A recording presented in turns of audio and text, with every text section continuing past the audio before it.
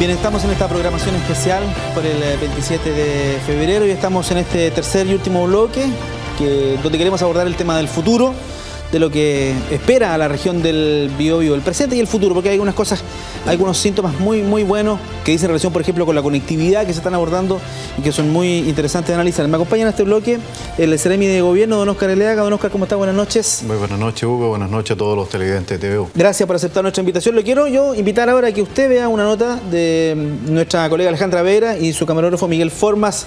Ven precisamente este tema, el tema del futuro, de los cambios que ha experimentado la región del Biobío luego del terremoto. Veamos.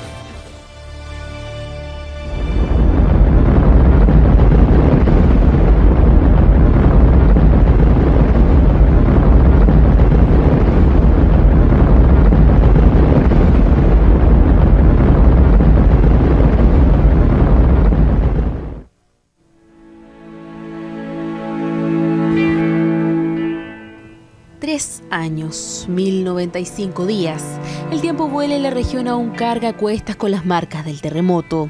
Un 8.8 que caló en todos los rincones. La normalidad parecía muy lejana, aunque poco a poco la calma retorna al corazón de quienes huyeron para salvar sus vidas. Lo que vimos fue lo que nos pasó, lo que nos dio la casa a la mar. Pero no pienso otra cosa, que venga nuevamente otra vez el castigo. Y por mi familia sí, estoy contento. Omar es un sobreviviente de Talcahuano. El cerro fue su refugio durante el tsunami. Optó por esperar y acertó. Los vecinos que regresaron a las casas murieron atrapados por el mar. Se hizo conocido de los medios porque nunca más pudo dormir en una cama. Tiene un trastorno ansioso severo postraumático que lo mantiene en una alerta constante. Es la réplica del terremoto que lo acompaña día a día. El cerro fue un par de semanas durmiendo así con ropa nueva, acostado en la viruta de los pinos. Y después no pude acostarme en las camas, no podía acostarme en las camas por puro miedo. Recibió una casa anti-tsunami, viviendas entregadas bajo el calificativo de seguras. El gobierno señala que están preparadas ante una eventual tragedia. También están estas casas palafitos. Hay 58 en la región y su estructura impide que una ola las arrase. Ahora se piensa a largo plazo. Casas desoladas, puentes caídos, ciudades perdidas. Así lucía Dichato a pocas horas del tsunami. Y este es el borde costero hoy. Una etapa concluida y continúan los planes a futuro, siempre con el pensamiento de no cometer los errores del pasado. Y tiene la gracia de que tiene una vuelta que mitiga la llegada de la ola, de una posible nueva ola, digamos, esperemos que no ocurra nunca más, pero eso va a ayudar a mitigar si es que vuelve a ocurrir cualquier cosa. ¿Faltó preparación para afrontar la emergencia o era una realidad imposible de evadir? Mayor y mejor equipamiento es el que tiene la ONEMI después de 3 años. Nadie quiere que se repita una catástrofe, por eso las cosas no se dejan a la suerte. Arauco, buenas tardes, prueba de comunicación, ¿cómo recibe? Comprendido, se recibe consignado ONEMI. Conforme Arauco se agradece. Atento, COP que cura para Central ONEMI. Estamos en línea con los servicios de emergencia, todos los sistemas respaldados, comunicaciones tanto a nivel satelital, microondas, HF, todo lo que sea necesario para administrar una emergencia de buena manera y dar respuesta dentro de la medida de las posibilidades. Conexiones que San Pedro de la Paz perdió con el 27F. Con el colapso del puente Yacolén, llegar a Concepción se transformó en una odisea. El municipio tuvo que equiparse, están preparados para afrontar una emergencia. Cuentan con camiones aljibe y con un punto estratégico de reunión en caso de catástrofe. Además, hay un importante proyecto en carpeta, uno que viene a sellar la autonomía que logró esta comuna. Hemos tenido el año pasado la respuesta oficial del Ministerio que ha declarado como prioritario la construcción del hospital para San Pedro de la Paz. Ahora están los estudios técnicos que está a través del Ministerio de Obras Públicas, es un hospital concesionado, también asociado con una universidad. Y por lo tanto esperamos que dentro de este año ya tengamos información acerca de los plazos para el hospital de San Pedro de la Paz. Un hospital que es un sueño, un desafío, pero que puede convertirse en realidad. Todo producto del terremoto, el mismo que dejó al descubierto las falencias que tenían los puentes. ¿Cuál fue la respuesta del gobierno para entregar una solución definitiva a la conectividad entre Concepción y San Pedro de la Paz? La respuesta está a mi espalda. Se trata de la construcción del puente bicentenario, que representa una inversión que supera los 35.000 millones de pesos. Hasta el momento, el avance de la obra es de un 10% en materia global y de un 57% en sus pilotes. En un momento, la cartera de Obras Públicas señaló que este era el proyecto de reconstrucción más ambicioso y emblemático de la región del Biobío. Un proyecto que tendrá una extensión que superará los 1.400 metros y estará compuesto por un puente oriente y otro poniente. Y ese puente se va a terminar durante este año para poder conectar la comuna de San Pedro de la Paz con Concepción. Proyectos concluidos, otros en marcha y algunos en maqueta. Evidencia suficiente para poner en duda la manera en que se enfrentó el megasismo. Desde el punto de vista de la respuesta como Oficina Nacional de Emergencias a nivel regional, y con todo conocimiento de causa puedo decir que no fue la adecuada, por no decir nula. La oficina no estaba preparada para enfrentar emergencias. Y Penco es un testigo. La reconstrucción alcanza el 42% y este panorama continúa. Esta costanera es el proyecto más ambicioso de la comuna. Estamos trabajando en el proyecto Costanera, estamos pronto a diseñar la segunda y la etapa más extensa de la costanera, que vamos de aquí a los próximos 2 o 3 años concluir. Solo resta preguntar qué enseñanza dejó el terremoto para el futuro de la región. Es que la respuesta a la emergencia es una respuesta integrada. O poder avanzar un montón de proyectos habitacionales que estaban inconclusos. Somos más autónomos hoy día respecto a lo que es Concepción. Supimos tomar las riendas de esto y transformarla en la oportunidad de desarrollo que estamos viendo. Se necesitan más cómplices para concluir la tarea. Atrás va quedando el terremoto, las réplicas solo viven en la memoria. Ahora el futuro es lo que cuenta. Y el futuro es el que lo que más nos interesa en este minuto. Por eso estamos con el Seremi de Gobierno. Seremi, bueno, primero saber cómo vivió usted el terremoto. ¿Dónde estaba? ¿Qué estaba haciendo? ¿No era autoridad todavía? No, efectivamente no. Yo venía viajando desde Santiago a Concepción y el terremoto me atrapó entre Parral y Retiro, que fue la zona... En la ruta. La zona más destruida de la Ruta 5 Sur. Bueno, ahí viví efectivamente la magnitud de esta quinta catástrofe más grande en la historia de los registros de los terremotos. La ruta estaba completamente destruida y por ende el bus en el que yo venía viajando no tenía ninguna posibilidad de seguir avanzando hacia Concepción. Y por ende, con un infante de marina que venía en el mismo bus, caminamos desde ese sector hasta donde más pudimos. Y en el camino fuimos viendo una imagen apocalíptica. Habían vehículos volcados que se desplazaban a alta velocidad a esa hora de la noche, con sus neumáticos reventados, mucha gente herida, vehículos completos destrozados, había un bus en la carretera, mucha gente sangrando, grandes fogatas encendidas en la orilla. Seguimos caminando y en el camino fuimos observando todo lo que este terremoto generó. La empresa Rabier, esta gran distribuidora que estaba en Chillán, la enfrentamos nosotros cuando se encontraba completamente en llamas. ¿Cuánto caminó? Por ahí. ¿Horas? Horas. Yo llegué a Concepción alrededor de 15 o 16 horas después del terremoto, entre caminar y algunas personas que me pudieron desplazar en vehículo. Y llegué aquí, bueno, lo primero que observé era el silencio sepulcral que había en el centro de Concepción, y acto seguido lo que me llamó la atención era que las farmacias tenían sus anaqueles volcados, pero no habían productos en el suelo. Ya había comenzado... Y eso en un minuto a mí me sorprendió mucho, y después comprendí que esto era fruto de que ya había comenzado una ola de saqueo producto del desorden público. La primera noche, de hecho, comenzaron los saqueos, y lo fuerte fue el segundo día, donde ya no quedó absolutamente nada. ¿Son infundadas las críticas al proceso de reconstrucción? Hace un segundo conversábamos con la red Construyamos, que ha sido bien crítica de la gestión, reconoce algunas cosas, lo hizo aquí, pero señala algunas otras críticas, como por ejemplo el tema de las fechas, que es tal vez lo que más ha llamado la atención. A ver, nosotros siempre quisimos hacer las cosas lo más rápido posible, pero no hacer las cosas a la rápida. Nosotros lo que queríamos era diseñar un programa de reconstrucción sólido que pudiera convertirse a la vez en una oportunidad de mejorar la calidad de vida de las personas afectadas en la región del Biobío.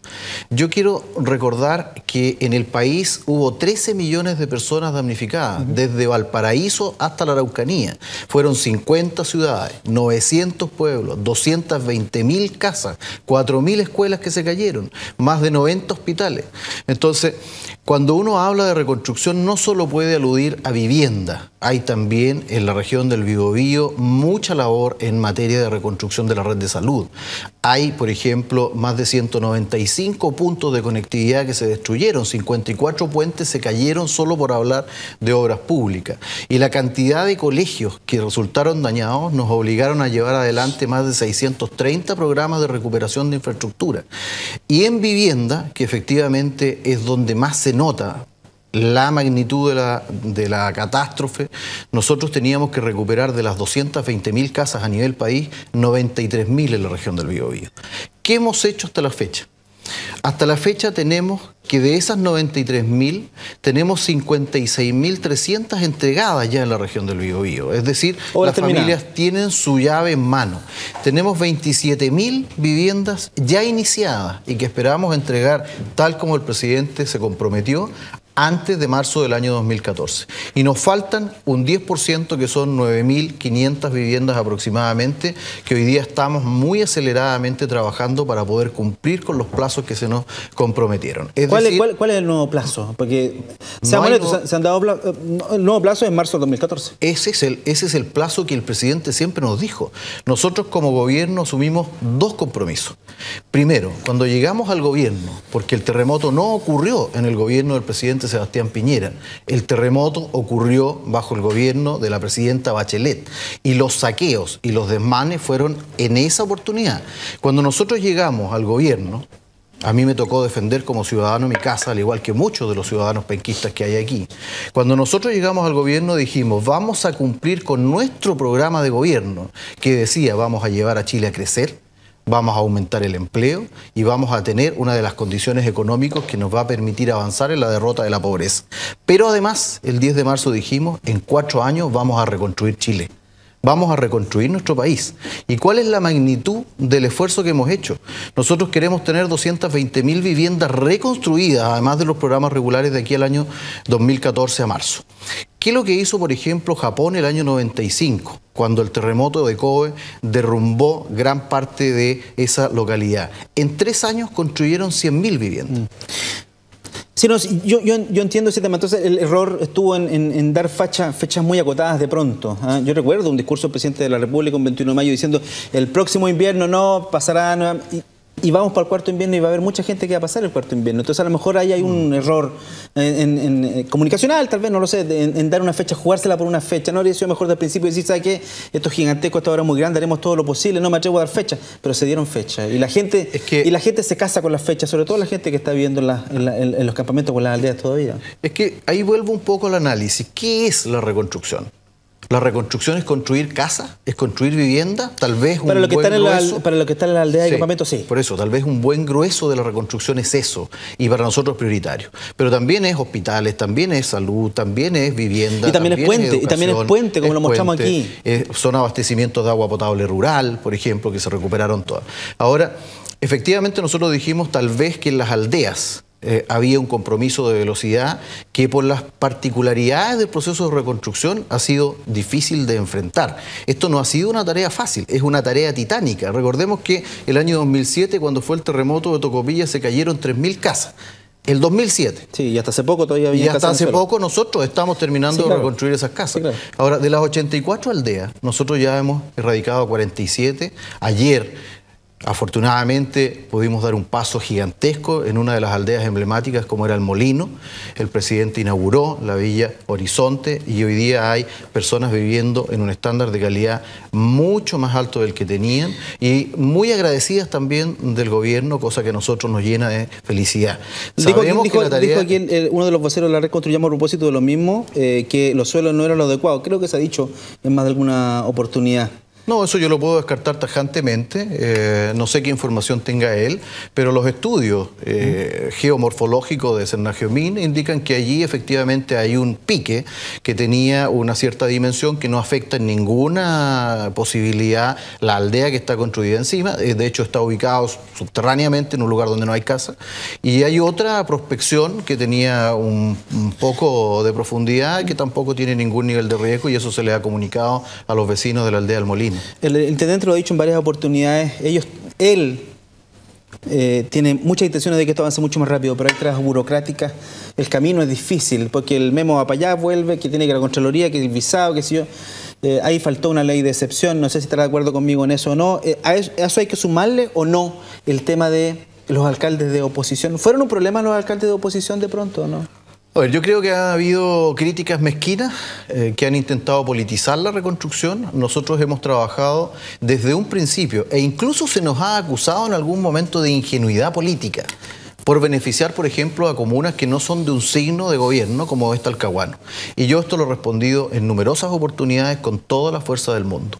Para el gobierno del presidente Piñera, la reconstrucción no tiene color político. Tiene personas que sufrieron la pérdida de sus casas y tiene personas que resultaron damnificadas con esta gran catástrofe.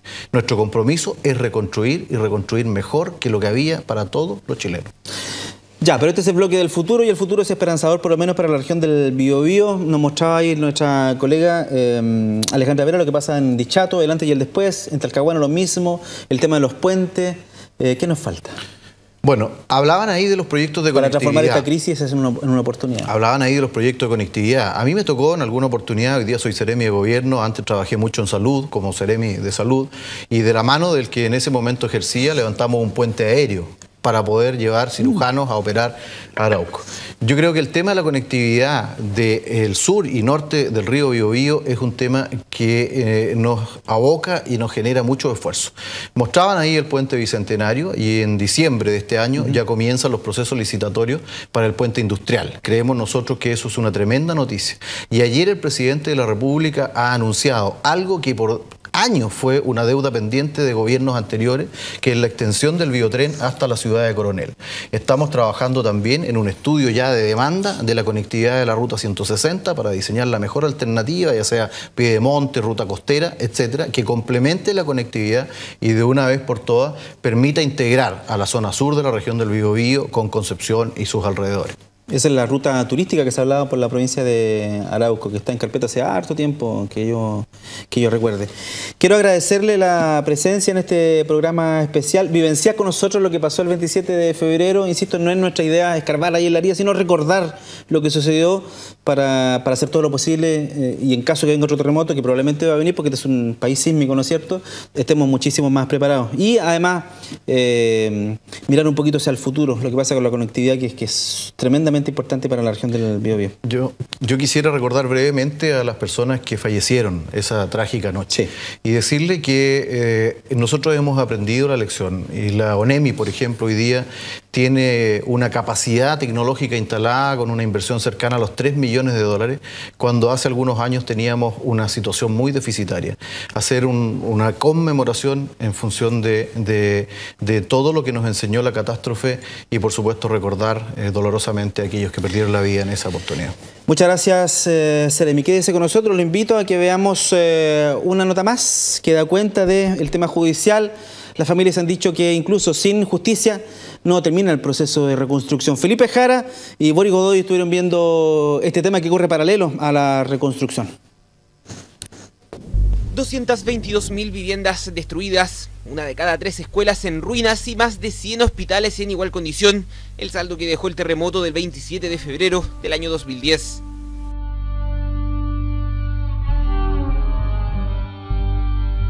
Desde ese minuto se inició una reconstrucción que ha significado miles de millones de inversión en la zona. Según el gobierno, se ha entregado el 100% de los subsidios. Existen 56.350 viviendas entregadas, 27.137 en construcción y otras 9.532 por iniciarse. Pero en la otra vereda está el dolor y la incertidumbre de quienes, además de perder todo, creyeron en la justicia e iniciaron procesos judiciales en contra de quienes siguen apuntando como los responsables de la mala construcción de sus edificios. Algo falló y coincidencialmente pasó que todos los edificios en Concepción que colapsaron no se ajustaban a la norma o no cumplían con un requisito básico, que es el plano sea idéntico al que se entrega a la dirección de obras y que a la vez sea exactamente igual al que se ejecuta. Procesos extenuantes. En el caso del Plaza del Río, el Ministerio Público decidió no perseverar en la causa penal. Los vecinos siguen adelante con una demanda civil y en 3 meses debiera estar listo el informe de ingeniería para ver si es posible reparar la torre. En el caso de otra torre emblemática, el Alto Río, un juicio de 6 meses determinó solo la responsabilidad de una persona, el calculista René Petinelli. Hoy se tramita la nulidad del proceso. Para muchos, el terremoto del 27 de febrero del año 2010 no solo dejó en evidencia las falencias que teníamos como país para afrontar una tragedia de estas características, sino que también demostró los vacíos legales que existían en una justicia que, según quienes vivieron más de cerca, este megasismo no estuvo ni ha estado a la altura. Una percepción de la que dan fe los mismos afectados, que durante estos 3 años aseguran ver escasos, sino nulos, avances en justicia. Los temas judiciales, quienes iniciamos acciones judiciales, sabíamos también desde un principio que iba a ser muy lento, pero jamás pensamos que nos íbamos a encontrar con tanto inconveniente en el camino. Inconveniente en el sentido de que haya tanto vacío legal que ampare la responsabilidad empresarial en este caso, la irresponsabilidad, en mi opinión. Hoy, a 3 años del terremoto, ningún juicio en la región se ha resuelto favorablemente para los vecinos que iniciaron acciones legales. Luces de esperanza existen, como la resolución de la justicia aún no definitiva que favoreció a 16 expropietarios del edificio Centro Mayor y que condenó a la empresa JCE.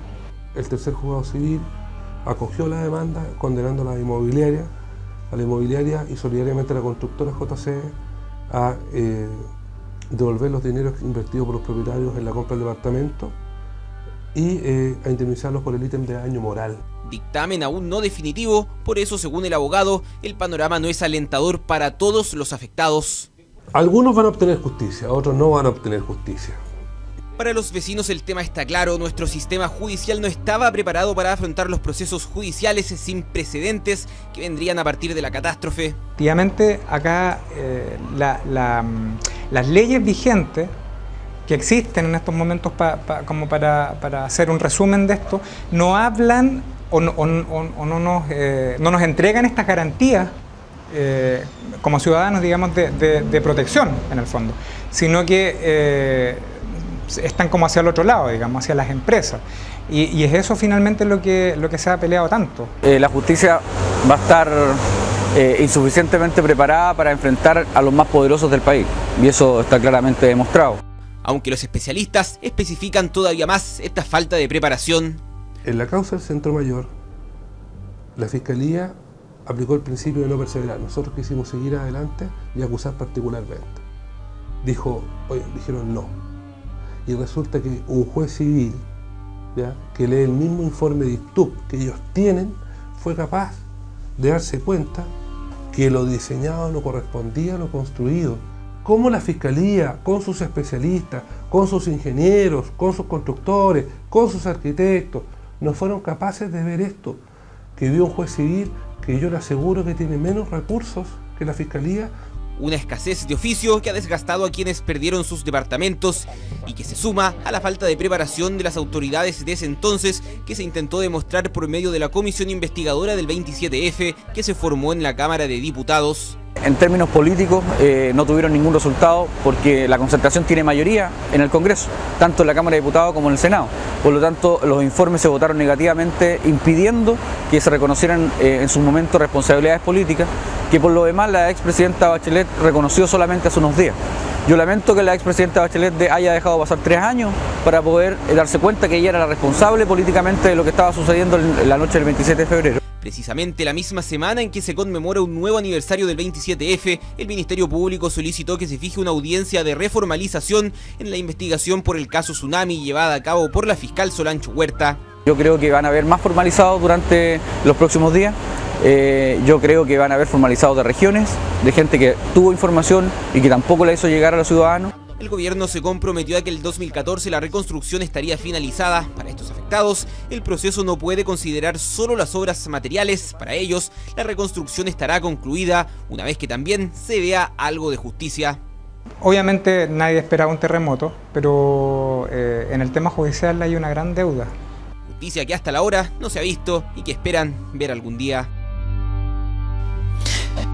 Ahí estaba el trabajo de nuestros colegas llamando la atención sobre este tema también muy importante, llevar justicia para quienes lo perdieron todo o en el caso de las negligencias que hayan ocurrido en ese contexto. Estamos terminando este programa especial, les quiero agradecer particularmente la compañía, esta capacidad que hayan tenido ustedes de recordar un poco lo que sucedió y tratar de hacer todo lo necesario. TVU en ese contexto renueva el compromiso que hay con la reconstrucción y el compromiso de regionalismo que hay aquí en todos los funcionarios de nuestro canal, para que en caso de que vuelva a suceder algo parecido, reaccionemos de muchísimo mejor forma. Así que muchas gracias, buenas noches.